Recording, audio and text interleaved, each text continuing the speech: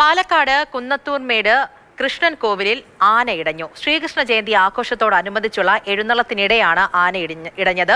മണിക്കൂറുകൾ നീണ്ട ശ്രമത്തിനൊടുവിലാണ് ആനയെ തളച്ചത്. ഏകദേശം 1.5 മണിക്കൂർ നീണ്ട പരിശ്രമത്തിലൊടുവിലാണ് ആനയുടെ മുകളിൽ ഉണ്ടായിരുന്ന 3 പേരെയും താഴെ ഇറക്കാൻ കഴിഞ്ഞത്. ശ്രീ ബാലമുരളി ക്ഷേത്ര ട്രസ്റ്റിന്റെ നേതൃത്വത്തിൽ നടത്തിയ ഉത്സവാഘോഷമായിരുന്നു. ഇന്ന് ശ്രീകൃഷ്ണ ജയന്തിയാണ്. അതിന്റെ ഭാഗമായാണ് ആനയെ എത്തിച്ചത്.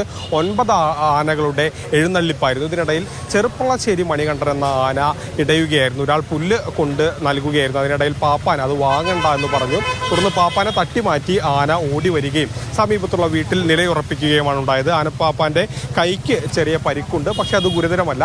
പിന്നീട് ആനയെ ഇവിടെ താൽക്കാലികമായി എലിഫന്റ് സ്ക്വാഡ് തളച്ചു.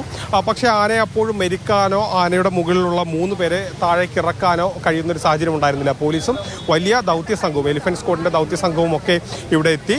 അതിനുശേഷം ഈ പഴയ പാപ്പൻ ഏകദേശം 3 വർഷം മുൻപ് ഈ ആനയുടെ ഒപ്പം ഉണ്ടായിരുന്ന ചെറുപ്പളശ്ശേരി മണികണ്ഠൻ എന്ന ഈ ആനയോടൊപ്പം ഉണ്ടായിരുന്ന പാപ്പാൻ, ആ പാപ്പാനാണ് മറ്റു വെള്ളം നൽകിയ ആനയെ അനുനയിപ്പിച്ചതിന് ശേഷം ഈ 3 പേരെയും താഴെ ഇറക്കിയത്. ഈ ആനയ്ക്ക് യാതൊരു പ്രശ്നവുമില്ല. അത് മതപ്പാടിലുള്ള ഒരു ആനയല്ല.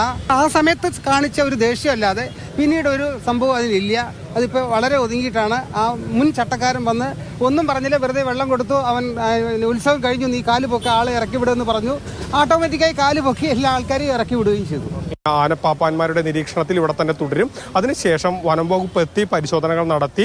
പിന്നീട് ഏതെങ്കിലും ദിവസം ബാനോ, സാധാരണ തരത്തിൽ ആന ഇടഞ്ഞാൽ 3 ദിവസമെങ്കിലും അതിന് ബാൻ ഉണ്ടാവും, യാത്രാവിലക്ക് ഉണ്ടാവും. അതുകൊണ്ട് തന്നെ അതിനുശേഷം മാത്രമേ ഇവിടെ നിന്ന് കൊണ്ടുപോകൂ.